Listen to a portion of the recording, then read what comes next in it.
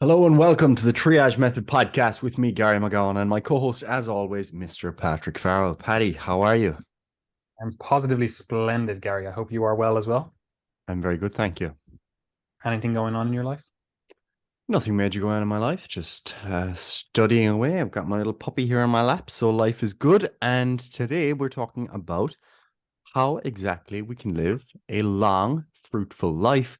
And in particular, we're going to focus, although probably on not so much, on supplementation. Okay, so we're focused on supplements. This is still the supplement series.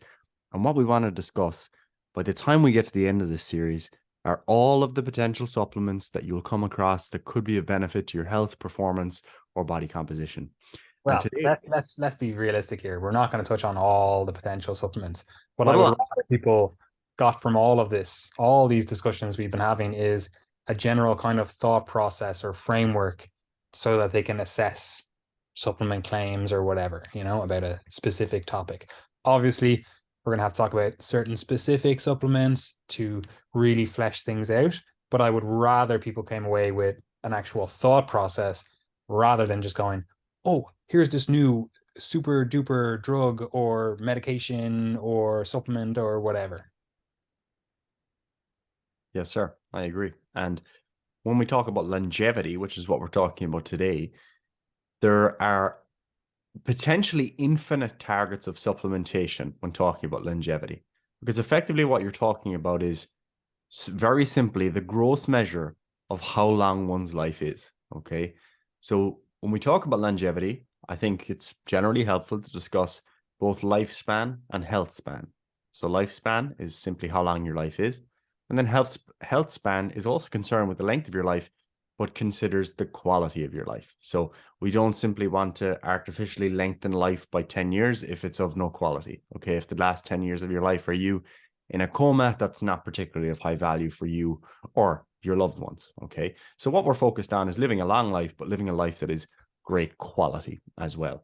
And with that said, there are a number of different potential targets or questions that people might ask as it relates to longevity and supplements they might take. And those questions might be things like, okay, what should I take to live longer?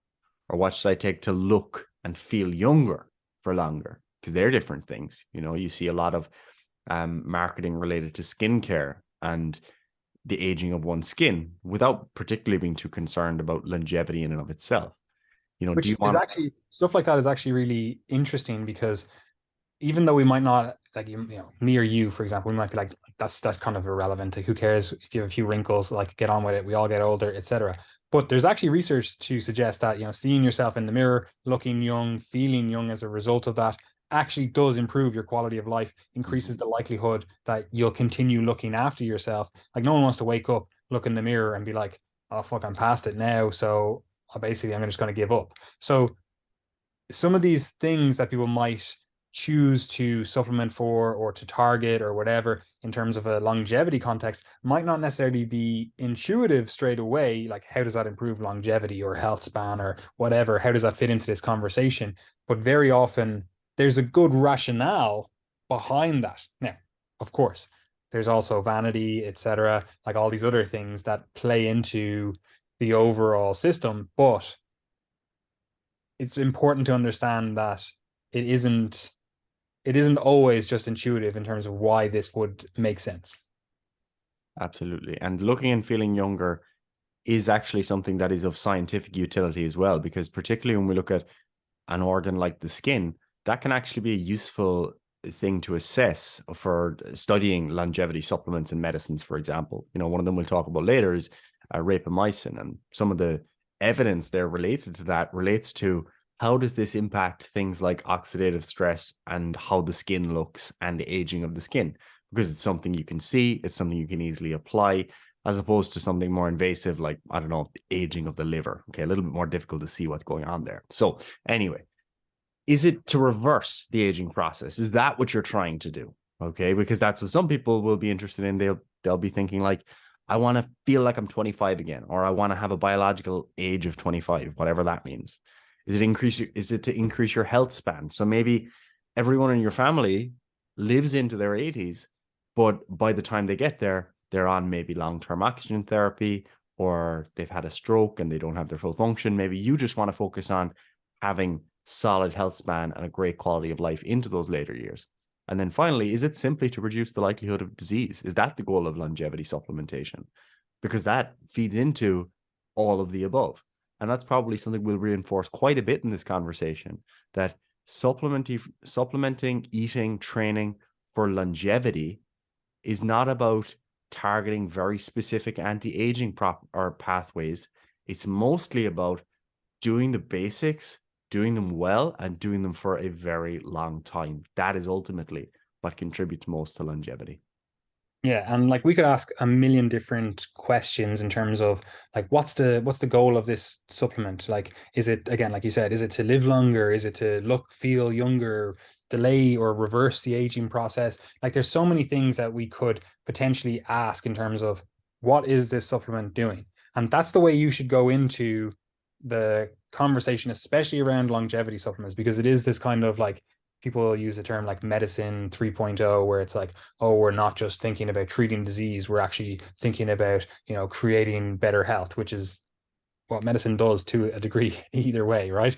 But a lot of people market different pathways, supplements, drugs, molecules, whatever, as if they are this like panacea, as if they are fantastic. But you really have to go, what exactly is this addressing? Is it actually something that I need to address?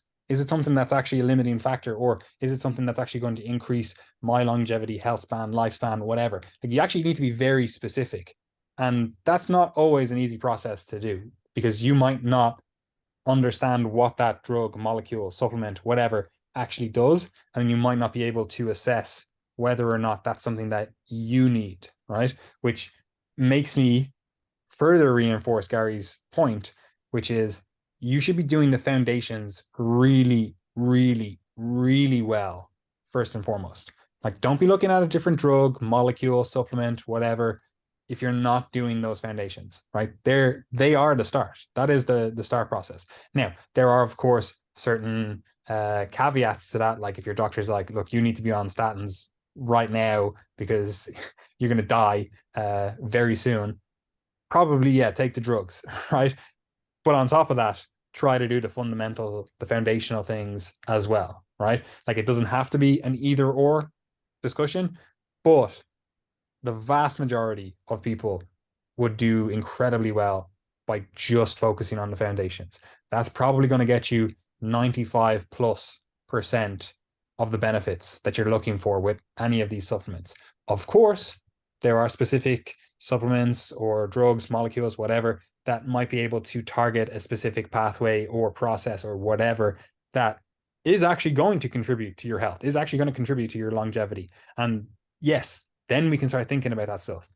But it has to be against the backdrop of having the foundations really, really well squared away. And that's your exercise habits, your dietary habits, your sleep habits, your stress management habits, and then all those other, like, more like, again, we'll call them like biopsychosocial things, where it's like your community, your spiritual health, your environment, etc. All the stuff that is important, but isn't necessarily the stuff that we focus on in our company or our business, And with that said, aging is ultimately what we're talking about here. And there's actually an important point here, that aging comes with its own normal, expected degradation of biological processes. So you simply can't expect to look, feel, perform the same way at 85 as you will at 25. However, the course of aging can be changed quite a bit. Okay. Like, I think sometimes people get very nihilistic about this. They say, oh, well, I'm 65, I have high blood pressure, but sure, that's just aging, or I've got all this plaque in my arteries, it's aging. That's what happens.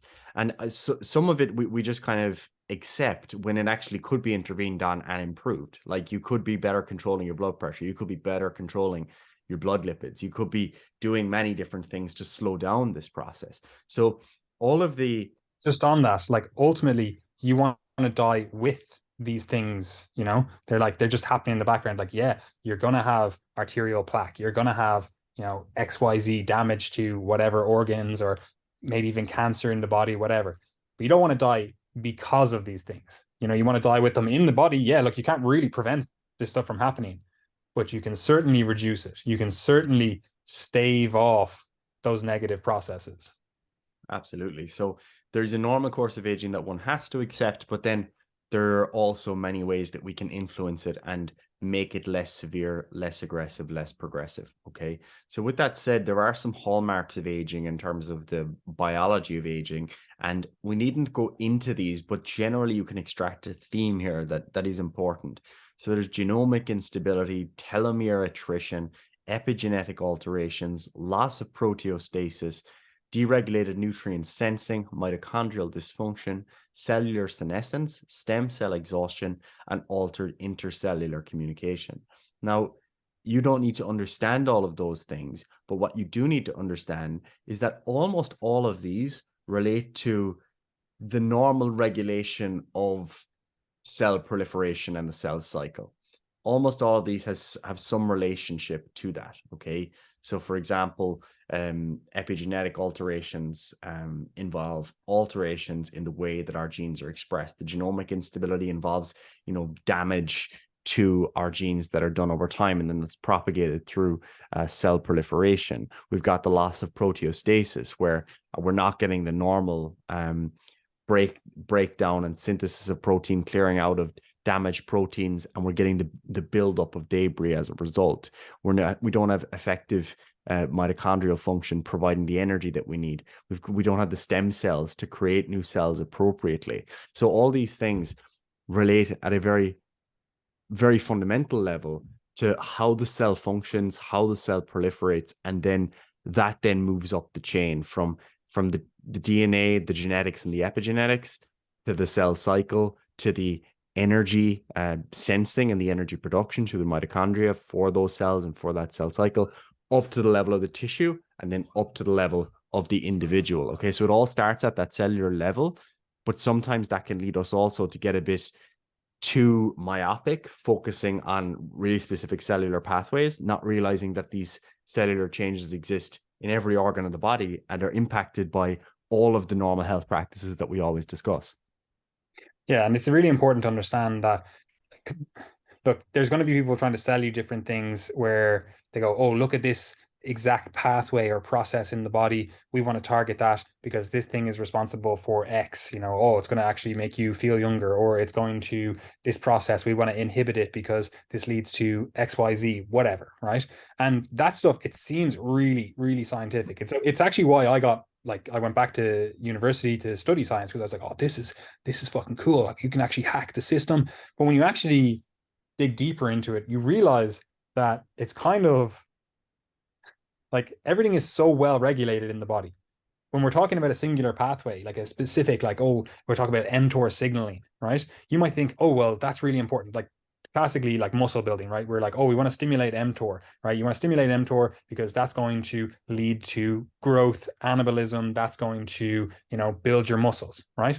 But it's also part of the process that leads to cancer, right? So all of this stuff is so interconnected that when someone says to you, oh, we're going to target this specific pathway, we're going to try to target, you know, I don't know, telomerase. We're going to start, you know, make sure your telomeres stay longer. Those are the kind of like aglets at the end of your shoelace. They have those kind of same things on the end, the caps on your DNA, right? We're like, oh, we want to keep them longer for longer, right?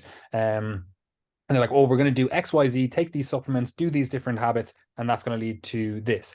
And like, yeah, that might influence that pathway. And you might have this really, really phenomenal mechanistic rationale, mechanistic reasoning. You've looked at these different pathways and you've gone, yeah, this is what we can do. And that's fantastic. I love that stuff. I actually really enjoy it. I think it's really important, really interesting. But very often it doesn't translate into the real world because there's all these off-target effects. For example, fasting, you might go again, oh, we want to prevent cancer because, you know, we don't want cancer. Oh, mTOR, I hear mTOR is involved in that. It's involved in this growth, unrestricted, unregulated growth. Okay, so we want to just inhibit mTOR, right? But that could be something that prevents cancer or, you know, reduces your likelihood, your risk, etc., of getting cancer. but it also might actually just reduce your health span, because now you're not doing anything to ensure that your muscles are functioning. So yeah, you don't get cancer, but you struggle to walk up the stairs. You struggle to get out of bed because you've been doing stuff like extreme fasting, water only fasts. You haven't had like sufficient protein in the last 20 years. You know, like all these things, they don't come without risk. They don't come as if, oh, because it's beneficial for longevity or lifespan or health span or whatever, that doesn't necessarily mean that it's always positive. There are off-target effects. And that's important to understand when we're talking about supplements. There's off-target effects with exercise, the dietary patterns you have, sleep, stress, but at least we know them a little bit better. And they seem to be overwhelmingly positive in terms of you do the foundational habits. The off-target effects seem to be beneficial, right? But when you're talking about, oh, a specific drug that hasn't been tested in humans or hasn't undergone like rigorous testing in humans, you're like, oh, it has one study to support its use, its efficacy, whatever.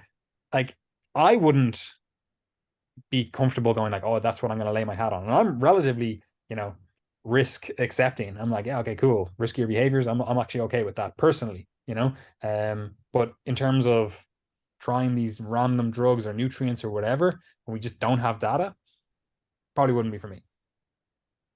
Absolutely. And that takes us on to some of the really important things to consider when it comes to longevity.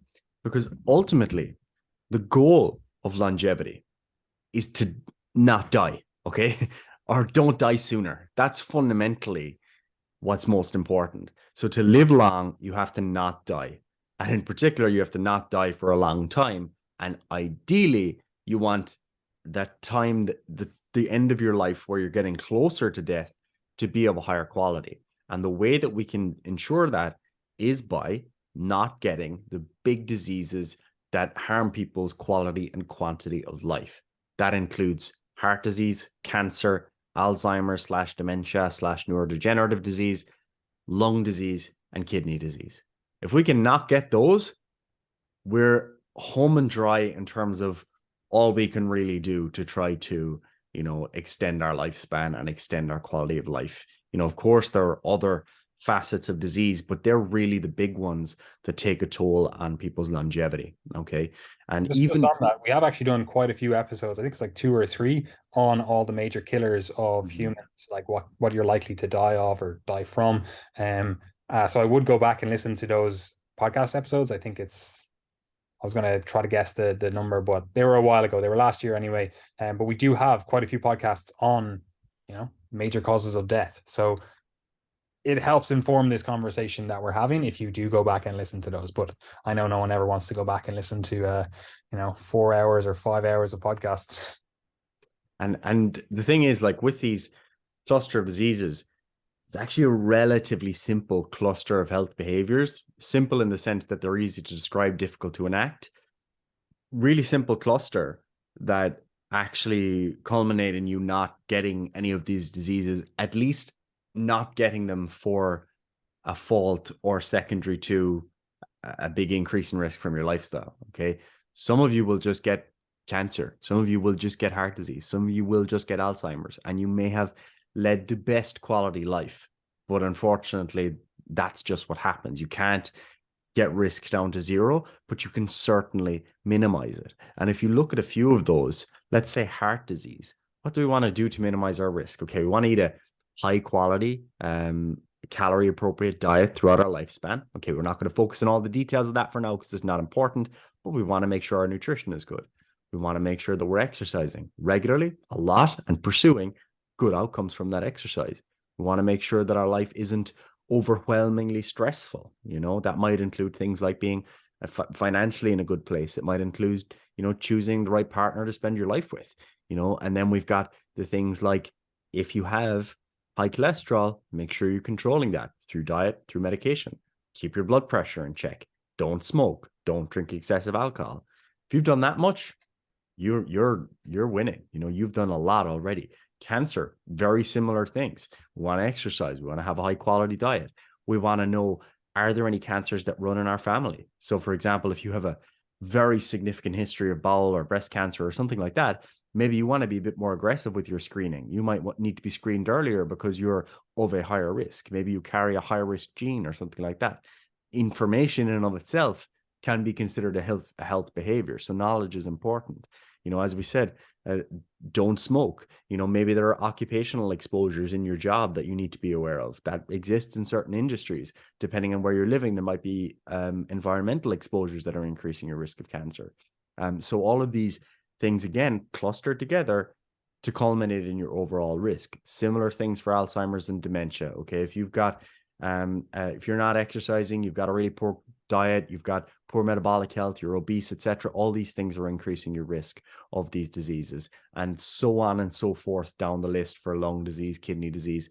If we just had good nutrition, and had an appropriate body weight as a result of that, exercise regularly, not smoking, not drinking excessive alcohol, staying up to date with any vaccinations or screening that are recommended for your population, keeping your blood pressure and lipids in check. If you're doing that much, you've actually done probably 95 to 99% of what you could potentially do to improve your lifespan and health span.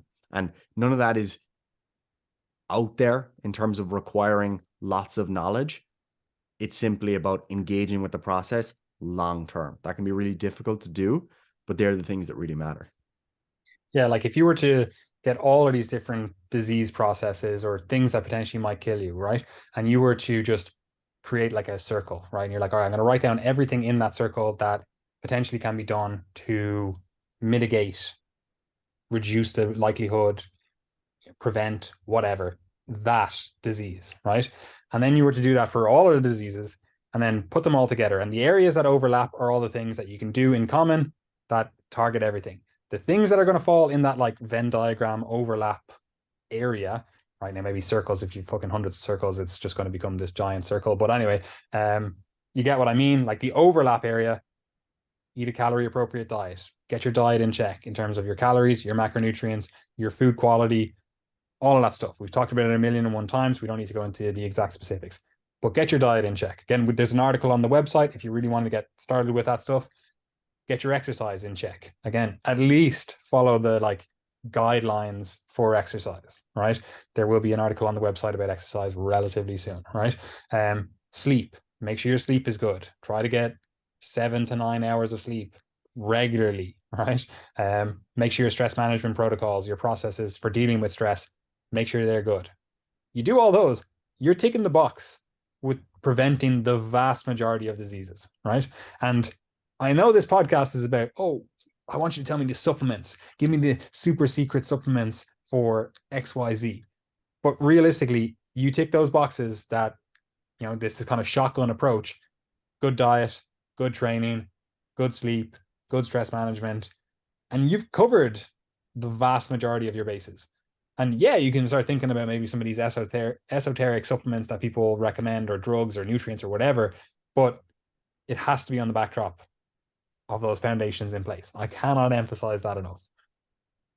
Yeah. And I mean, we do this all the time in terms of re-emphasizing this because it actually is just so important. Because I can tell you, there are people out there that have put all of this time into researching all of these supplements that they could potentially take. They're spending so much money on supplements, but they haven't gone to their GP for their cervical cancer screening at age 25, or they haven't gone for their bowel screening, or they haven't gone for their breast check.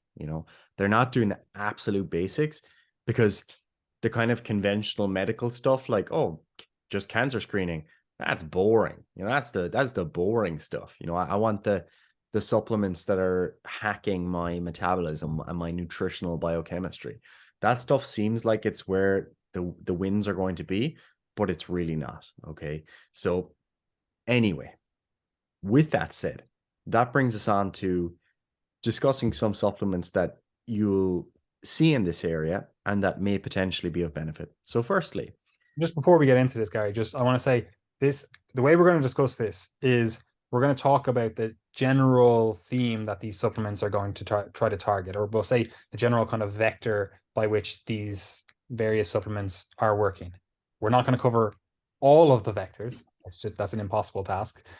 We could sit down and map this stuff out for 200 hours and still only scratch the surface, right? We're going to talk about some of the supplements that you're more likely to see, some of the, more regularly recommended ones, or, whatever, right? We're not going to cover absolutely every single supplement, right? Whenever we talk about supplements, and I've said it a few times throughout this series, the supplement series, we always recommend examine.com. You might hear us talk about a supplement on, oh, we're talking about this specific thing. This supplement feeds into that pathway or whatever. Don't just take our word for it. Don't just take our advice. Don't just go, oh, well, that's actually really interesting. I'm just going to go ahead and order a load of that. Go on to examine.com, type that in, look it up, see if it is actually supported or supported enough for you to make the leap to, actually consume, buy that supplement or whatever.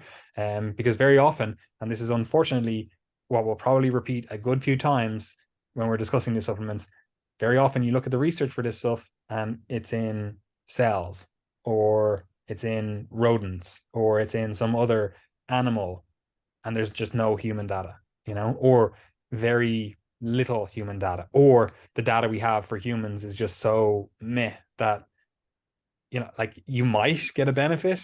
You might have to take this for the next 50, 60 years to maybe, hopefully, maybe somewhat get a benefit. So it really depends on what you're trying to achieve. Because, if you have a load of cash to spare and you're like, yeah, I don't mind taking 40 different supplements every single day in the hope that maybe it gives me, an extra 2 years on Earth, I'll do it. Whereas someone else might be like, man, I could definitely use that money way better to actually enjoy the life that I have and not get those extra 2 years. So again, it's not like when you look at this stuff, it has zero risk. And even if the risk is only a financial one, that could be something that is really important for you, especially if your income isn't exactly where you want it to be, or rather your expenses are not where you want them to be as well. Absolutely. And with that said, the first kind of general area of supplementation is just those supplements that are targeted at general health. We discussed this a couple of weeks ago in one of our previous episodes. So I would recommend going back to listen to that if you're looking for kind of general health supplementation advice. This would include things like, supplementing with vitamin D if appropriate, supplementing with any nutrients that you might be deficient in or insufficient in, for example. Might also include omega-3 supplementation, creatine supplementation, all of those supplements that we would generally recommend for people if they're trying to improve their health. So that podcast fleshes out that in a little bit more detail. And I think the best thing to do is listen to that in full if you're, you haven't caught up and you want to listen to that. Is that fair enough? 100%. And again, just to reiterate the same thing, that's the next place you go. You've got all the foundations, you've got them ticked off. You're like, oh, I'm doing everything really well. I want to start getting some supplements for longevity or whatever. You just look at the general health supplements. You're just looking at the stuff that's going to give you generally better health. That's the next step. It's not jumping straight to whatever random drug you saw some YouTuber talking about that might give you, 0.0001% increase in your lifespan. Like, take off or grab the low hanging fruit before you start going into the fucking esoteric. Absolutely. And then we've got our supplements that generally improve health span. And this is actually a really important area because we might be thinking about things like whey protein here, for example, which would be considered a food really in our view. But supplementing with something like protein can aid in muscle gain and muscle maintenance long term, particularly in older age when it can be more difficult for people to get in enough protein and protein requirements may be up a bit. So this is actually something that can improve your health span because you're talking about better muscle mass long term, lower risk of frailty, lower risk of sarcopenia, and better function as a result. So that's all really important.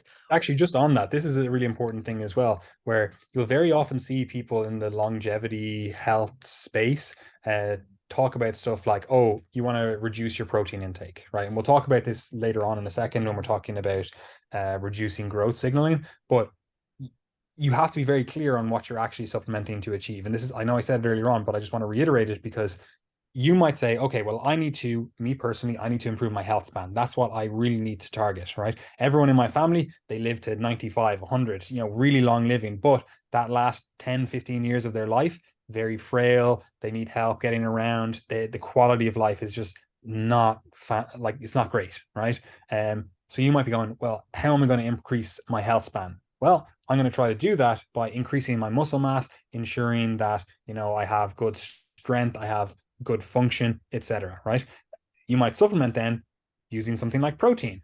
But then you might hear someone in the longevity space saying, oh no, you need to limit your protein intake because protein stimulates mTOR. And if we get excessive stimulation of mTOR, we're going to increase our cancer risk. We're going to do XYZ. So you need to eat a low protein diet, right? And that can be very confusing because people are optimizing for different things. Someone might be going, well, cancer is the biggest thing for me. I think my cancer risk is the thing that's going to take me. So maybe having a lower protein, lower mTOR stimulation, more lower anabolic signaling, that's the thing that I really need to do.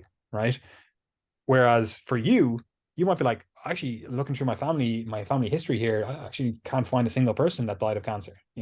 Like Uncle John here, he smoked fucking 50 a day and, he didn't even get cancer. This guy is fucking, he worked on like a nuclear submarine, didn't get cancer. It's like all these different things. You might be like, okay, well, that's a very low risk. Now, it's not a zero risk, but you might be going, that's not something that is as big a concern. But the fact that, you see people around you in your family, whatever, and their quality of life is quite low as they age, right? You might be like, that's something that I need to focus on a lot more as a result, right? So it can be quite confusing when you really get into this realm because people are optimizing for different things and you just have to be aware of that. Absolutely. So there are other supplements in that category as well, which, would include things that might improve your exercise performance. So they'd be some of the supplements that maybe be things like creatine, like we mentioned previously. You might consider things like caffeine or pre-workout supplementation. Now, these things, by improving your exercise performance, these aren't really going to have an effect on your longevity, but they're in here because they're a part of the process of pursuing exercise. So they might be part of that. Now, are they likely to actually improve your health span or lifespan meaningfully? No. Okay. I'm not promoting pre-workout as a longevity supplement, but it certainly could be part of the process of you exercising. Okay. And then HRT, hormone replacement therapy, is something that could be considered in here as well. So for example, if you're a male, you're 45 years old, you've got low testosterone, and your energy levels are in the tank, you're feeling crap, your mood is low, you're not as strong as you once were, taking something like testosterone replacement therapy probably won't improve your lifespan, but it's likely to improve your health span in the sense that you're probably going to feel like your energy levels are better. You're probably going to feel like a bit more vitality. You're going to get better results from your training, etc. So your quality of life might be a bit better as a result. There's not exactly fantastic evidence, on the use of TRT long term, stratifying into different populations, etc. But it is just one of those things that should be in here because it is something that could be of relevance, and that it's also obviously very important for females. So women in the postmenopausal period, HRT can also be something that can significantly enhance lifespan for many, or health span for a quality of life for many women as well.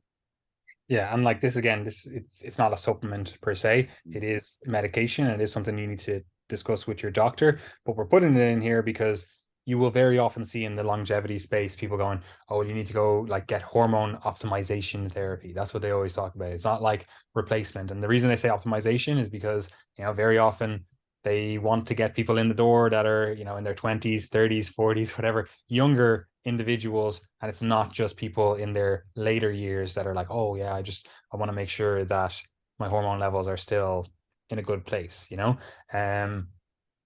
It's one of those things that again, it comes down to your individual risk tolerance. Like you could take significant amounts of or significant quantities of certain hormones like testosterone and actually reduce your lifespan. Like it could increase your risk of heart disease, for example, or increase your blood pressure to levels that aren't conducive to a long life. Now, again, this would be something that you should discuss with your doctor and do it appropriately and under medical supervision. But in general, in appropriate doses, something like hormone optimization or hormone replacement therapy can really actually help your overall health span, can really actually help your overall enjoyment of life, which again is a really big part of this stuff. Yep. And the same thing would go for, other hormones. If you're chronically hypothyroid or another type of condition that is a deficiency of a given hormone, of course, replacing that is likely to improve quality of life. So that brings us on to Before we another. go on to that, this also brings up another point where people often try to sell you things that it doesn't really make like full sense given the whole picture that we have, right? For example, people will very often say, "Oh, you should take growth hormone. Growth hormone will make your skin, radiate. You'll be, rejuvenated. It'll make you look more youthful, etc." Right? And that might be the case, right? Growth hormone does a variety of things. Does a lot of things with like collagen remodeling, etc. Right? But you could also then argue that growth hormone is fueling this anabolic signaling, this excess anabolic signaling, which could potentially increase your risk of something like cancer, right? So it isn't, again, I know I said it earlier on, but it is never just a zero risk intervention. There's always some sort of trade-offs, right? And you just have to be very specific in what you're trying to target, what you're trying to achieve, why you're bringing certain things in, and then acknowledge that there might be, trade-offs that actually would preclude you from bringing that thing in. Like you might again go, oh, well, I want to get some sort of hormone optimization or hormone replacement. And this doctor that I'm going to is saying, oh, I should take however many IU of growth hormone as well. And you're going, you know what? I actually don't want to take that because potentially there is a greater risk of cancer, for example. Now, again, your risk tolerance, you might be like, that's such an infinitesimally small increased risk. I don't care, But for someone else, it might be like, well, actually, that is something that I need to really investigate a bit further. Check. And that brings us to the next category of supplements, which relate to the antioxidant system or the oxidative theory of aging. Okay, so this is related to the idea that the presence of oxidative stress and increasing levels of reactive oxygen species and damage associated with those are part of the aging process. And Or they actually cause the aging cause process. the aging process. Okay, so primary cause of the aging process. Now, with that in mind, there's a broad category of supplements that can interfere with the antioxidant system or can act as antioxidants. Now, some of the ones that we would often come across would be things like curcumin or N-acetylcysteine. Okay, both of these have antioxidant effects and thus could be posited to result in reduced aging via downregulating the oxidative stress. Could you make a case for this? Yes. Do we have human evidence to show this? No. Okay. So there are obviously going to be some leaps here that one has to take if you're going to be considering these types of supplements, because you're simply not going to have trials over the course of like the last 40 years of someone's life to see who lives longest, Or if they're doing those trials now, which they are doing on some supplements and different things, it might then be too late. When you get the results, you might be like, well, actually, now I'm fucking 80. You know? Yeah. So, overall, I think, these supplements in some cases can have some uses. I mean, if someone drinks a lot of alcohol, you can make the case that maybe taking N-acetylcysteine every now and then might actually be useful to replenish your glutathione, and that could potentially be a good thing. Okay, there might be other disease states where that can potentially be useful as well. Paracetamol toxicity, but so the reason I bring those examples up is because these supplements aren't without use. It's just that at the moment we're relying on kind of mechanistic speculation without real evidence to show that there's any real effect.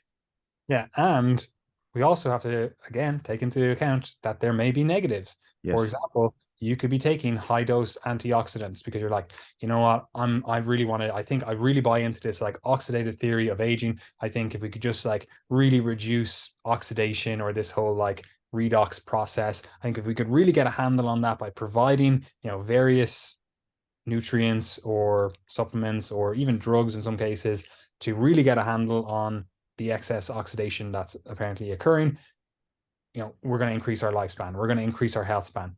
But conversely, if you were to take these things, a lot of these things at least, after exercise, for example, you might now get a reduced response to exercise. And we know exercise is one of those fundamental things, that the foundational things that we need to be doing and getting the results from that to actually have a long, productive, healthy life, right? Now, again, how much of a reduction in the results you're going to get if you take, like, I don't know, something like vitamin C post training. Is it going to just completely obliterate your ability to build muscle? Probably not, right? But again, all I'm saying is there are trade-offs that we have to be aware of, and there's very, very few like biological free lunches in the world. Like, you take curcumin, it's going to have XYZ side effects, and they may not be what you want. So we just have to be aware of that. Overall, I don't really buy into the oxidative theory of aging. Like, there's obviously, like, oxidation plays a role in some disease processes, plays a causative role in some disease processes, but that doesn't mean that we always want to just quench any oxidation, you know? I agree. And that brings us to the next category of supplements, which fit into the metabolic or mitochondrial health category. Okay, so effectively, what we're trying to do here is improve or preserve our metabolic health, and also our mitochondrial health. So that might include, increasing the number of mitochondria or reducing the loss of those, or preserving the size of those mitochondria, function of those mitochondria. And there are many different supplements, again, that could be mentioned here. There are also many medications that could be mentioned here. Metformin is a medication, for example, that some people will use off-label as a means of trying to just pursue longevity. So people without diabetes or PCOS or another indication for metformin, they might use that here for this purpose potentially. Carnitine and its variations is another supplement. We've got ketone supplements. We've got PQQ, CoQ10, and many other supplements along the pathway, all of which could potentially impact the mitochondria and potentially improve mitochondrial function. But all of that is far less effective than simply exercising. Okay, so exercise is the most potent, intervention for mitochondrial health and for metabolic health generally. And it's just an incredibly potent intervention, and particularly if you're pairing that with a solid, appropriate diet, you're going to be in a good place. So I can't personally see any of these supplements really moving the needle for me as someone who exercises a lot, who's relatively fit. Maybe metformin, because it's a pharmaceutical, it's a total other situation. But for the Also, supplement, in this case, it might actually reduce your ability to exercise or the results you get from exercise. So it could actually be a net negative. Again, all absolutely, yeah. not without risk. Yeah, and that's something that, a lot of people in the longevity space have kind of realized over time as well with metformin. They started using metformin, and then they began to realize that there is this effect of lactic acidosis, where you basically get an increase in lactate that's disproportional to your normal exercise performance when people are tracking in relation to exercise. So it's not necessarily that's not necessarily a good reflection of mitochondrial function as it relates to exercise. So I think just running willy-nilly into this stuff and thinking, okay, I have a hypothesis, this is going to improve my lifespan, those two things are just so massively detached from each other, and there's so many potential off-target effects here along the way that might actually be counterproductive. Yeah, and like, so often I see in this space people are like, oh, like, you need to take this supplement or XYZ supplement. It's going to improve your metabolic health or increase your mitochondrial efficiency or mitochondria number or whatever. And very, very few times do you see these people being people that exercise like very regularly or have optimized their overall, fitness. Now, I'm not saying you have to be a star athlete, but if your VO2 max is in the absolute fucking gutter, like, you struggle to, not get out of breath walking up like a flight of stairs, I probably would be spending more time exercising than hopefully potentially maybe getting some benefits from a random supplement that might play a somewhat of a role in some pathway related to whatever mitochondrial biogenesis or whatever, right? So that's my 2 cents. That's my perspective. Someone else might have something else. They might be like, you know what, I actually don't want to exercise. I don't want to spend 3, 4, 5, 10 hours, whatever it is, per week exercising, and I'm just going to take a supplement, a drug, a nutrient, and hope for the best. Like, that's their risk tolerance. That's their prerogative.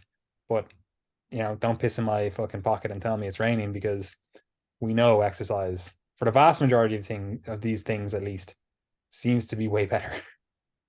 Absolutely. And I mean, we can kind of say the same thing about nutrition here as well, because when we're talking about these different supplements, what a lot of them in the kind of longevity space, they're trying to act as either mimetics of exercise or mimetics of caloric restriction. Okay, because caloric restriction is something that has potential benefits to longevity, and it activates a lot of these pathways that people want to activate. But of course, the downside is that you can't just restrict your calories and be in a deficit forever. Okay, so we can be in maintenance, but if we're constantly in a deficit, like, you know, the people who are really obsessive about prolonged fasting, you're going to lose muscle mass. Okay, and that's not good for your longevity, and particularly not good for your health span. So that's what a lot of these supplements are aiming at. So what we endeavor to do really is to try to get the benefits without the mimetics by starting with, you know, being aggressive on the exercise front and aggressive on the nutrition front as well, and that we're trying to maintain an appropriate level of body fat. We're intermittently restricting calories as appropriate, and then we're getting some of those benefits along the way. So that then kind of brings us to another category, which relates to That brings us to the next two categories very nicely. yeah, brings us perfectly to the next two categories, which are those related to cellular senescence and also kind of growth signaling more generally within the cell or between cells. So this is really where we get into kind of the supplements that potentially interact with the cell cycle, cell proliferation, cell growth, etc. These are all really important areas of interest for good reason, because this is really where we get into things like cancer risk, for example. Cancer effectively is uncontrolled cell growth and cell proliferation. Okay. It's far more complex than that, but that's it in a sentence. So the idea here would be that, can we, you know, make sure that our cell proliferation remains healthy? It doesn't become disordered. You know, we're not accumulating these cells that are damaged, and we're not accumulating these cells that are, you know, carrying their damage forward as they proliferate.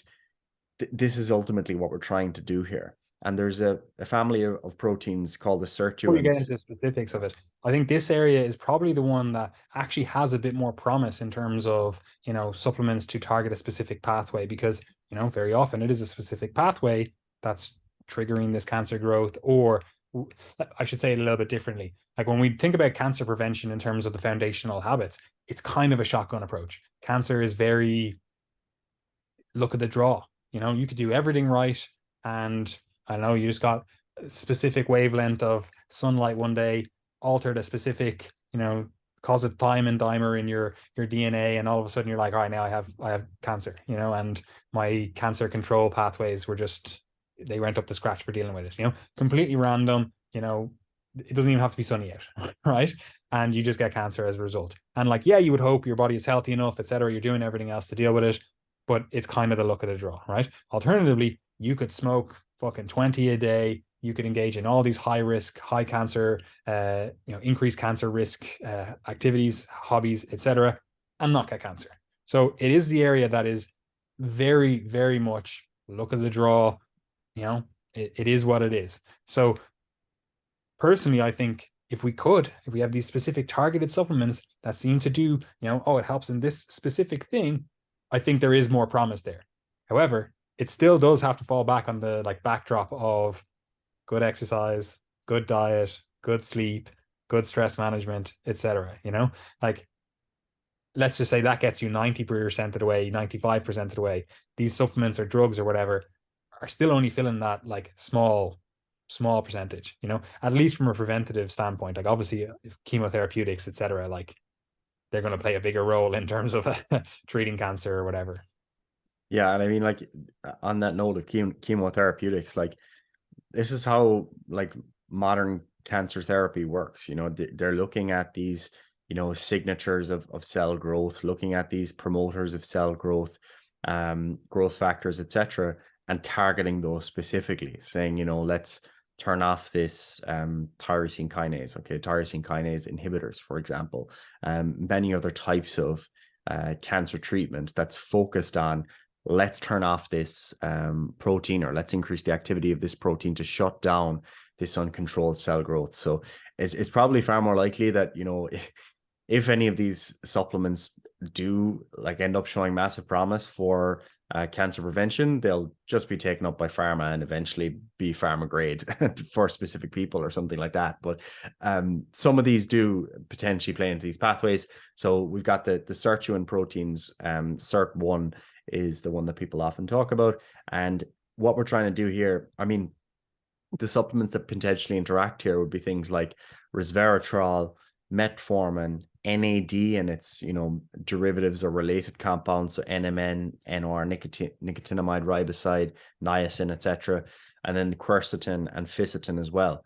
These different supplements all potentially interact here as it relates to the cell cycle and the proliferation of those cells to varying degrees in terms of their human evidence. For example, resveratrol is one that has had a lot of interest over the years, particularly because its presence in red wine. People saw this epidemiological sign that, oh, do people with alcohol actually do better in terms of their health? Or maybe it's because of the resveratrol, but that's really very unlikely to be the case. In general, Also, these all those kind of things, it's always so weird where people are like, oh, let's just try to justify this habit that we actually know is yeah pretty negative. Like resveratrol, the highest concentrations in it are actually in like Japanese knotweed, right? And if you go in Ireland, specifically because like the Brits were in Ireland for quite a long time, they were over in the Victorian era, and they were obsessed with like Asia and all things whatever. That's why we have like Sikh deer in Ireland predominantly. That's why you have things like fucking budgies and everything in London. But anyway, they brought over a load of like Japanese knotweed, right? Like it's a fucking weed, right? We have to treat it. Like it's so hard to actually get rid of it in various places in Ireland. Like you'll very often see like signs up like, oh, do not mess with this stuff because we're trying to eradicate it. And it's a whole fucking big process, right? The fact that people go, oh, actually, I need to get resveratrol in my red wine. Like, I always just think, I'm like, could I just start telling people like that Japanese knotweed out there, that definitely could. like, just go out and start chewing on that. That's going to give you, huge longevity boosting effects. Like, We could do that. Let's note that one down. Down to Killarney National Park to pick the knotweed.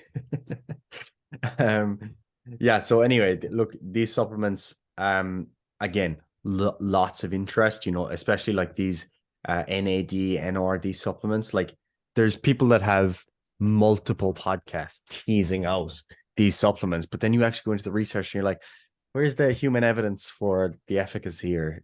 And there just isn't. and Okay. you start going like, oh well, what's the process of digestion? Tell me how it fares with digestion, getting into the cell, all that kind of stuff. You're like, oh, I don't know. I actually only have cell studies, cell culture studies. I'm like, it's fucking irrelevant. Yeah, so like it's just I'm just not enthusiastic about any of these supplements, to be honest. Again, other than metformin for other reasons, but these supplements I've mentioned, yeah, I'm not enthusiastic about them personally.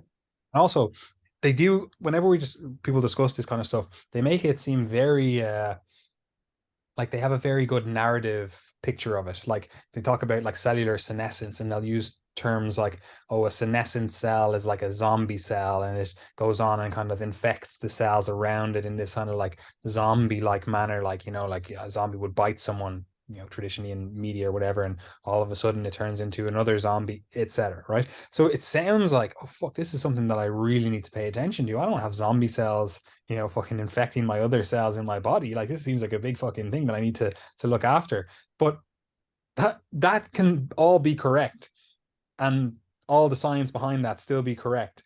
But it doesn't mean that the supplements or whatever they're suggesting for that is effective.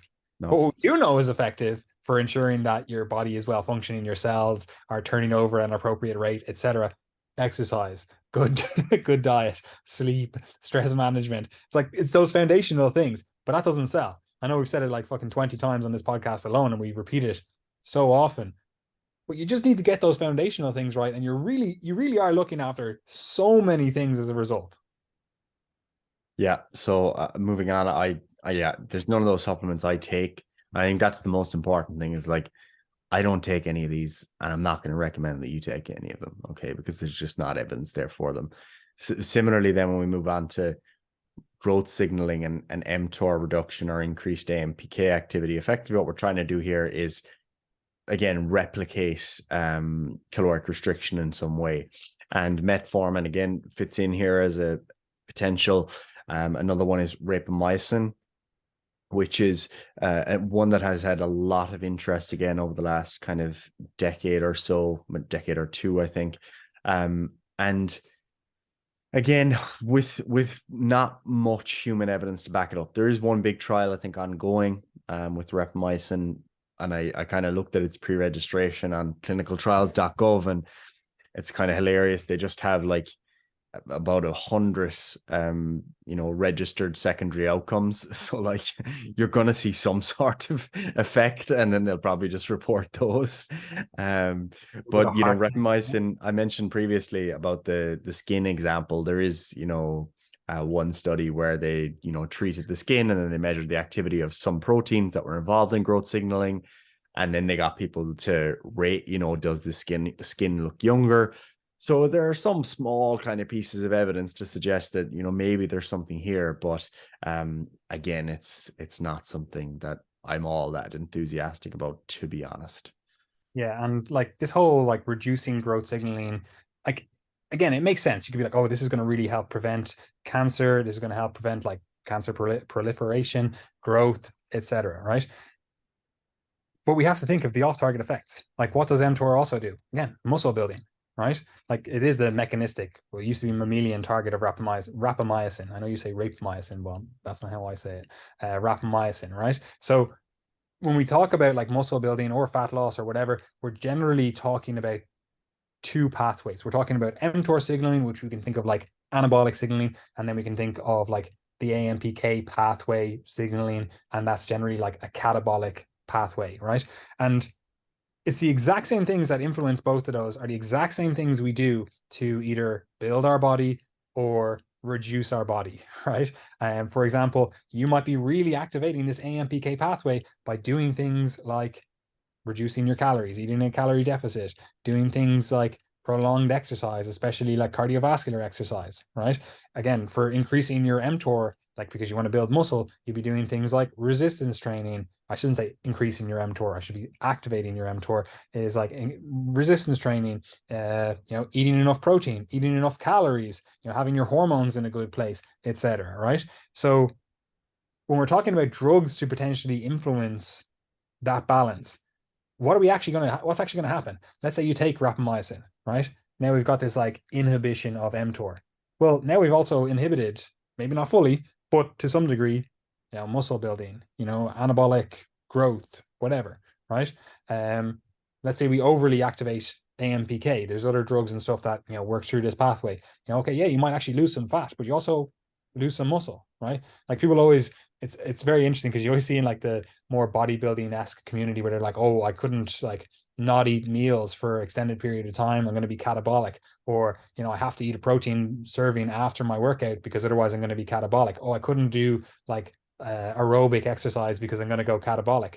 And then you see people in the longevity sphere and they're like, oh, this is exactly what I want. I want extreme catabolism. I want extreme like AMPK activation and no mTOR, And look, when we talk about this stuff, at least from our perspective, we want to maximize health span as well as lifespan. And that means that you want to build muscle. So you're going to need some mTOR signaling, Yeah, you occasionally want to lose fat, and you also want to get some like, aerobic fitness, general cardiovascular fitness, which means you're going to need to activate that AMPK pathway as well very often, right? So, well, even with resistance training, you do activate that AMPK pathway, but that's another aside. So what I'm trying to ultimately say is you need to be doing the foundational things first and foremost, exercising, having a calorie appropriate diet over time. That's the stuff that's actually beneficial, Now, is there a potential benefit from the occasional use of something like rapamycin, like, I don't know, maybe once a week, a couple of times per quarter, per year? Maybe. I don't know. Is it something that I personally do? No. Is it something that I personally think people should be really like invested in? No. But again, that's my risk tolerance. That's my reward tolerance, I suppose. And I know you're kind of on a similar boat. Yeah, Um, I personally think that the total obsession with trying to maximize lifespan is merely trying to fill a God-shaped hole. That it's the result of some sort of spiritual deficit that we're this obsessed with not dying. Now, obviously, I kind of say that a little bit facetiously because I think that pursuing a health span and lifespan actually is something that is really important and really desirable. And I think that within the confines of your general health habits, if there are supplements that actually have solid effects, fantastic. Basic medical management, all this stuff, huge wins to be had here.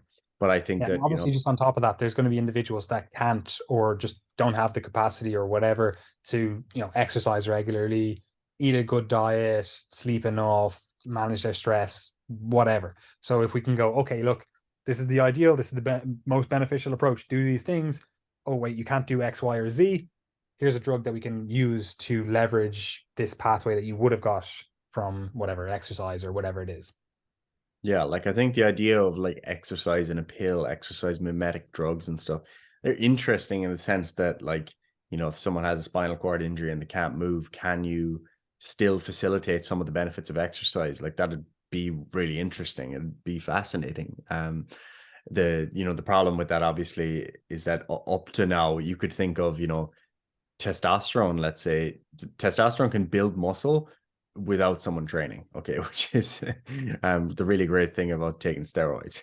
Obviously, you still need some sort of stimulus, ideally, but it is something that you could consider there. Like, why would people that are in hospital bed for a long period of time, couldn't you just give them a load of gear? But the problem is like this, that ramps up all the things that we said you don't want to have overactive here in this episode. So it increases aging in other senses. So the ideal would be that if you could have some sort of pill that ramped up all of the mTOR signaling that we wanted, all the anabolic processes that we wanted, then periodically turn them off. Only in specific tissues as well. Yeah, That would only be in some ideal. tissue selective activation of mTOR, only the right kind of mTOR, and only for the right period of time. That'd be fantastic if we had all that, but we just don't. Okay. So it's definitely an interesting area, just not something I'm overwhelmingly Yeah, rather enthusiastic. than doing all this, like, oh, should we give people rapamycin or whatever? I'm like, I want to give old people Tren. That, Yeah. personally, that would be far more fascinating. Everyone over 75 take Trent. Man, way better research. But anyway, that's why I don't have a lab. But Yeah. And then that's just the last one, Gary. a final note is just to say that, every time people get into these discussions about supplements, very often people try to get around using medications that work. Okay. So when it comes to heart disease is one that taking medication early on in life within the age range that people very often are listeners of our podcast, things like lipid lowering medications, getting your cholesterol in check. So that includes drugs like statins, ezetimibe, if maybe in some cases PCSK9 inhibitors, but probably not. You're probably not going to get access to them. Blood pressure medications or blood pressure control. I say medications, but if you can get them in check, these things in check through diet, through exercise, etc., fantastic. But if you can get your lipids in check, your LDL cholesterol / ApoB is low, your blood pressure is low, obviously not too low, but it's well controlled. You're doing so much for yourself there in terms of longevity. And I know that there are lots of people in the longevity space that do all of this mechanistic hypothesizing about these random supplements, but then they'll justify their high cholesterol. They'll justify their high LDL and their high intake of saturated fat with some speculation, when that's far more likely to have an impact on their longevity than any of these potential pathways. So as you get into these niche areas of supplementation and of health discussions, don't forget the basics, the boring stuff that your GP tells you when you go to the doctor. That stuff is actually important too. Which also actually brings up another thing, like we'll call it like body weight lowering medications, like something like semaglutide or something. Like if you are an individual who you just can't get a handle on the diet, or you can't get your exercise dialed in, and you just need a helping hand to lose weight or whatever, there are medications that help with that. And I know in the health and fitness sphere or whatever, they're like, oh, that's cheating, or you're taking the easy road, or like you should just, grin and bear it and grit it through it like we all do. But if you're gonna die young because you can't get a handle on your body weight, why the fuck wouldn't you take something like semaglutide, or any of these other uh fucking glutides and whatever. Like it just makes sense. So similarly to heart disease, there are medications for, you know, helping you lose weight and more easily managing your body weight. And we know that like cardiometabolic disease is probably what's going to kill the vast majority of people listening to this. Even the ones you're listening to this and you're like, oh, well, I exercise regularly and I do X, Y, Z, it's probably still going to be something like heart disease that gets you. Absolutely. I think that like obesity, people go back and forth about the definitions of disease, but obesity can be considered to be a disease, and these are treatments that are approved for that disease. And if it improves the outcomes, then it's totally fair to consider something like semaglutide within the same conversation as blood pressure medications, heart disease medications, etc. Okay, and the same thing goes for if people have diabetes. Type 2 diabetes is on that spectrum there of related to cardiometabolic disease, obesity, etc. Medication is approved for diabetes. You don't just grin and bear it and hope that your lifestyle can get it in check while you're accumulating all of this damage in your blood vessels, while you hope that your diet will do the trick. Okay, if you've given weight loss a try for many years and it hasn't been working, sometimes medication can be useful. And fundamentally what it's doing, it's not just cutting body fat off you without you having to do anything. It's not liposuction. It still means you have to be in a caloric deficit. It's just assisting you in getting there. Yeah. And look, ultimately, if all of these individuals, which will say they have a catabolic resistance, right? They just find it hard to be in a catabolic process. If they get drugs approved from them, the next thing to get approved is drugs for people with anabolic resistance, like me and you, Gary. So we'll be like, yeah, Non-responders. on the trend. I don't respond to exercise. I just don't get bigger. I don't get stronger. It's just I have to be on some drugs. I have to be on some drugs to help me build muscle. Yeah, we are the forgotten minority, unfortunately. But Like I can't wait. I can't wait. Again, tissue selective mTOR stimulation. My calves would be the biggest calves on earth. Living my life with these tiny little calves and then having a drug or, a compendium of drugs where I can just be like, right, these calves, they're gonna be like fucking 30 inches each. Imagine though that if all anabolic steroids actually didn't have health side effects, no effects on fertility or anything, and the only thing was the social stigma. Oh, people think you're cheating. I'd be on all of the drugs. 100%.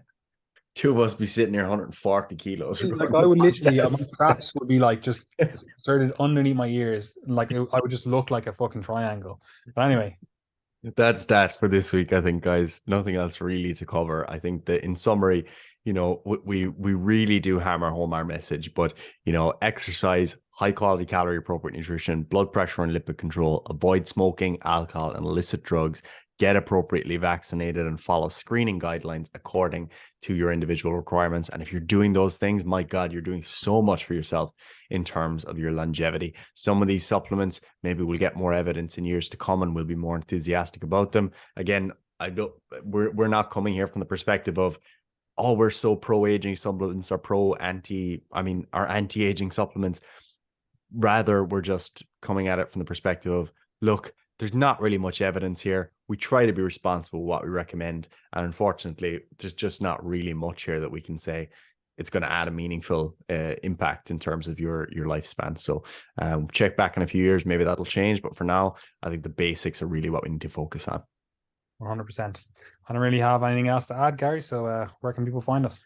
So, as always, guys, we do have coaching spaces available. If you'd like to work with Triage coaching team, that's myself, Paddy, or another member of the Triage coaching team. We have full coaching where you get exercise, nutrition, lifestyle advice, etc. And then we have nutrition only coaching for people who already have their training in order or they have a nutrition only concern. So you can work with our team.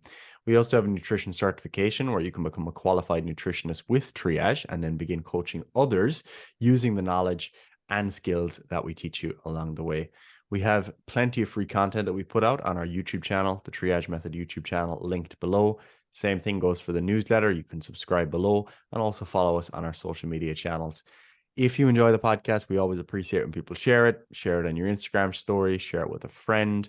Maybe you know someone who's interested in this topic, or even you just enjoy it yourself. Leave a rating and review. We really appreciate that. So that's it for this week. We'll see you again next week. Thanks for listening. Goodbye. Bye.